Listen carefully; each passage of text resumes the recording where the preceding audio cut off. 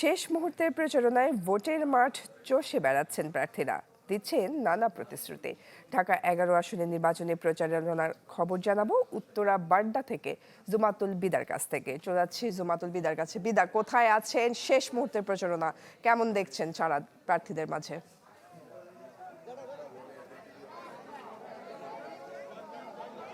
আমরা রয়েছি উত্তর বাড্ডায় এবং শেষ মুহূর্তে প্রার্থীরা মূলত শেষ সময়ের জন্য যাচ্ছেন ভোটারদের দ্বারে দ্বারে।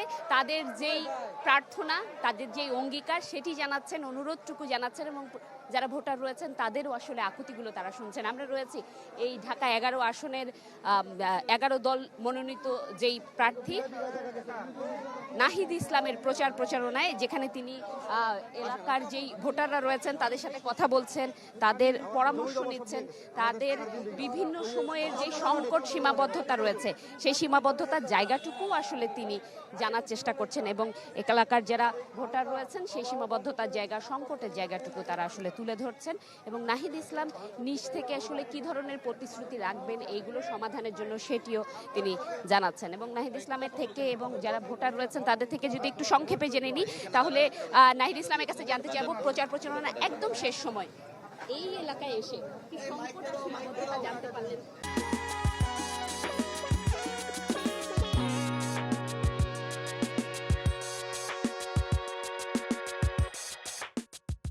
অনেক সমস্যা অত্র এলাকার, জলাবদ্ধতা সমস্যা, রাস্তাঘাট আপনি দেখছেন চলাফেরা করা যায় না। গতকাল একটা ফ্যাক্টরিতে আগুন লেগেছে যেখানে ফায়ার ব্রিগেড পৌঁছাতে পারে নাই এবং একটা লোক মারা গিয়েছে। এত সরু রাস্তা, ফলে অপরিকল্পিত নগরায়ন এবং মানুষের গ্যাস সংকট আর নতুন করে চাঁদাবাজি, সন্ত্রাস, মাদকের সমস্যা আছে। আমরা মানুষকে নিশ্চয়তা দিচ্ছি যে যদি পরিবর্তনের পক্ষে তারা ভোট দেয়, সংস্কারের পক্ষে 11 দলের পক্ষে ভোট দিলে আমরা মানুষের এই নিত্য দৈনন্দিনকার সমস্যার সমাধান করব। যোগ্য সৎ প্রার্থীরাই এটা কেবলমাত্র পারবে। সমস্যা সমাধানের কথা বলছেন, আর কয়েক ঘন্টা পর, অর্থাৎ ঘন্টা কিন্তু গণনা শুরু হয়ে গিয়েছে 12 তারিখের নির্বাচন। লেভেল প্লেইং ফিল্ড থেকে শুরু করে নির্বাচন ঘিরে আপনার কি মতামত রয়েছে? লেভেল প্লেইং ফিল্ড তো সম্পূর্ণরূপে ছিল না, এটা আমরা বিভিন্ন সময়ে বলেছি। তারপর নির্বাচনের আমরা প্রচারণা করেছি আলহামদুলিল্লাহ। মানুষকে সাথে নিয়ে আমাদের বিভিন্ন পরোক্ষভাবে হুমকি ধামকি এসেছে।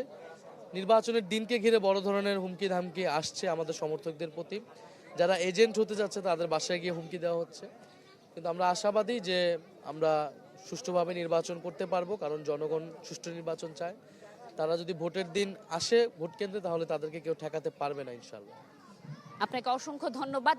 শুনছিলেন নাহিদ ইসলাম সরাসরি তার 12 ফেব্রুয়ারি ঘিরে শঙ্কা কিংবা যে চিন্তা সেটি জানাচ্ছিলেন এবং কর্মপরিকল্পনা অত্র এলাকা ঘিরে সেটিও কিন্তু জানিয়েছেন।